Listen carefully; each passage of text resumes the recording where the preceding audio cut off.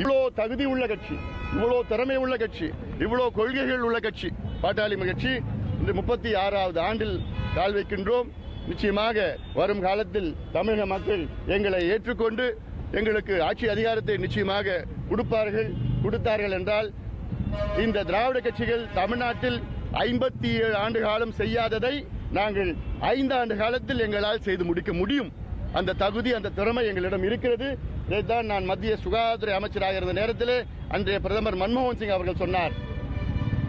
India சுகாதாரத்துறையில 50 ஆண்டுகள் செய்யாததை அன்புமணி ராமதாஸ் 5 ஆண்டு காலத்தில் செய்திருக்கின்றார் என்று கடந்த முன்னாள் பிரதமர் மன்மோகன் சிங் அவர்கள் சொல்லியிருக்கின்றார். அதே போன்றுதான் தமிழ்நாட்டிற்கும் எவ்வளோ பிரச்சனைகள் இருக்கிறது, அந்த பிரச்சனைகளுக்கெல்லாம் தீர்வுகள் எங்கள்கிட்ட இருக்கிறது.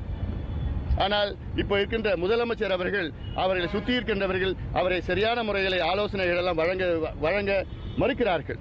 அதனால்தான் இன்று தமிழ்நாட்டிலே சட்டம் ஒழுங்கு பிரச்சனை, மது பிரச்சனை, கஞ்சா பிரச்சனை, கள்ளச்சாராயம் பிரச்சனை, சமூக நீதி பிரச்சனை, மின்சார பிரச்சனை, காவிரி பிரச்சனை, எவ்வளோ பிரச்சனைகள் இருக்கிறது. அதுக்கு எந்த தீர்வும் வர மாதிரி எனக்கு தெரியல. அதனால இதை எங்களுக்கு பொறுமையாக நாங்கள் கடந்து வந்த பாதைகள், கடுமையான பாதைகள், நிச்சயமாக தமிழ்நாட்டு மக்கள் எங்களுக்கு உறுதியாக வரும் காலத்திலே எங்களுக்கு வாய்ப்பை கொடுப்பார்கள் என்று நம்பிக்கையோடு நாங்கள் இயங்கி வருகின்றோம்.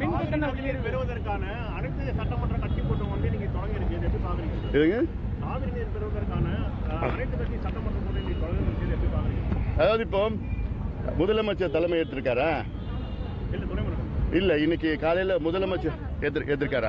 அதான் இது நேற்று என்னுடைய கோரிக்கையா இருந்தது. ஏன்னா இது முக்கியமான பிரச்சனை, காவிரி பிரச்சனை.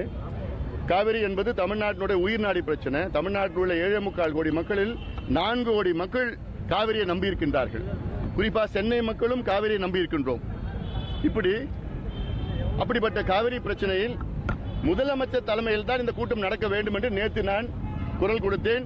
அதே போன்று இன்று முதலமைச்சர் தலைமை நடக்கிறது. ஆனால் காரணம், கர்நாடகாவில் அங்கே தண்ணீர் நமக்கு கொடுக்க கூடாது என்று கர்நாடகா முதலமைச்சர் தலைமையில் ஒரு பெரிய கூட்டத்தை நடத்தினார்கள். தண்ணி நமக்கு கொடுக்க கூடாது, முடிவாக 8000 கனஅடி தண்ணி தான் கொடுக்க வேண்டும் என்று அவர்கள் முடிவு செய்தார்கள். ஆனால் காவிரி ஒழுங்கு முறை ஆணையம் தமிழ்நாட்டிற்கு ஒரு நாளைக்கு 11,500, அதாவது வினாடிக்கு 11,500 கனஅடி கொடுக்கணும். அதாவது ஒரு நாளைக்கு ஒரு டிஎம்சி கொடுக்கணும். கர்நாடக அணையில் நேற்று இரவு நிலவரப்படி 78 டிஎம்சி நீர் இருக்கிறது. கர்நாடக அணைகளுடைய மொத்த கொள்ளளவு 105 டிஎம்சி. அதாவது பெரிய அணைகள், சின்ன சின்ன அணைகள்லாம் இன்னொரு 10 டிஎம்சி கூடுதலா இருக்கு. அங்கே கர்நாடகாவில் ஒரு நாளைக்கு 3.25 டிஎம்சி நீர் வரத்து இருக்கிறது. அதாவது அத்துணை அணைகளிலும் நீர் வரத்து 3.25 டிஎம்சி. ஆனா நமக்கு கொடுக்க வேண்டியது 1 டிஎம்சி ஒரு நாளைக்கு கொடுக்கணும்னு ஆணையம் தீர்ப்பு வழங்கியது. ஆனால் அதை நாங்கள் கொடுக்க மாட்டோம் என்று சொல்லியிருக்கின்றார்கள். இது சம்பந்தமா முதலமைச்சர் தலைமையில் இன்னைக்கு கூட்டம் நடக்கிறது. கூட்டத்தில் உச்சநீதிமன்றம் சென்று இதற்கு ஒரு தீர்வு நாம் பெற வேண்டும். ஏன்னா தொடர்ந்து இப்படியே போயிட்டு இருக்கிறாங்க. இன்னொன்னு, இப்ப தென்மேற்கு பருவம் இருக்கு. தென்மேற்கு பருவத்தில் மழை நிறைய வந்துட்டு இருக்கு. இன்னும் ஒரு வாரத்தில் கர்நாடக அணைகள்லாம் நிரம்பிடும். அப்போ அந்த உபரி நீரை நம்ம கொடுக்க போறாங்க, நாங்க தண்ணி கொடுத்துட்டோம் சொல்ல போறாங்க. இதுதான் ஆண்டுதோறும் நாடகம் நடந்துட்டு இருக்கு. தமிழக அரசு அமைதியா இருந்துட்டு ஏதோ பேசுறோம், அங்க போறோம் இங்க போறோம் அமைதியா இருந்துட்டு இருக்காங்க. இதுக்கு ஒரு நிரந்தர தீர்வு வேணும்.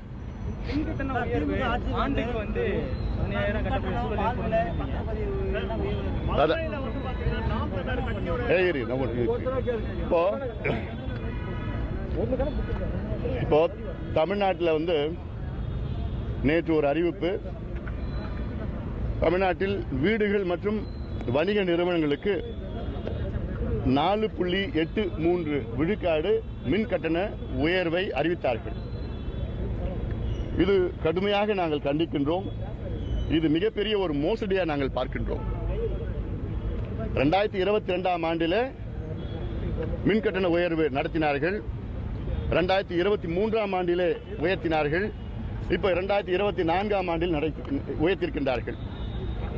கிட்டத்தட்ட இந்த 2.5 ஆண்டுகளில் 3 மின்கட்டண உயர்வை உயர்த்திருக்கின்றார்கள்.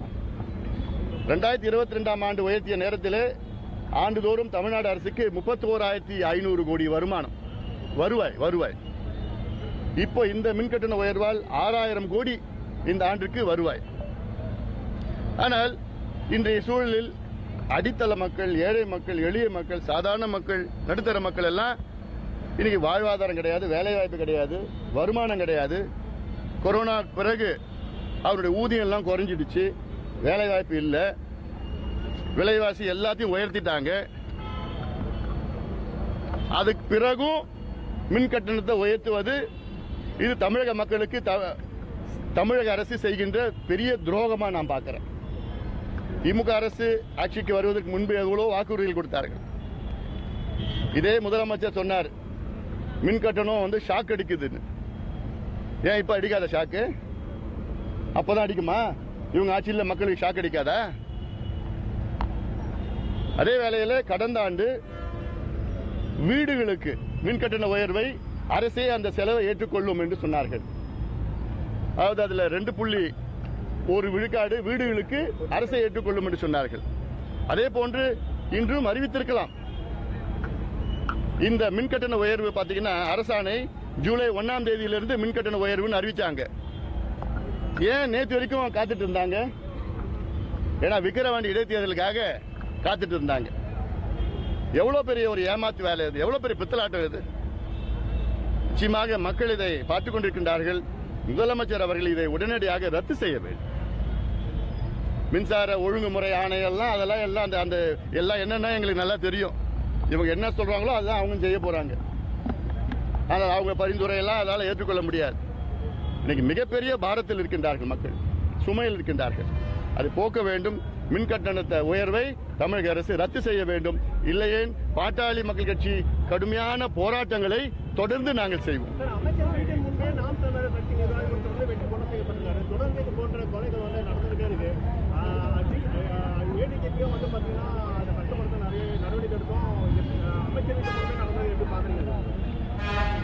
அமைச்சர் வீட்டு நடக்கிறது பெரிய செய்தியை நான் பார்க்கல. ஏன்னா தமிழ்நாடு அப்படிதான் இருக்கு. தமிழ்நாடு சட்ட ஒழுங்கு மிக மோசமாக இருக்கிறது. கடந்த மாதம் தான் திருநெல்வேலியில் காங்கிரஸ் தலைவர், மாவட்ட தலைவர் படுகொலை செய்யப்படுகிறார். பிறகு சேலத்திலே அதிமுக முக்கிய நிர்வாகி படுகொலை செய்யப்படுகிறார்கள்.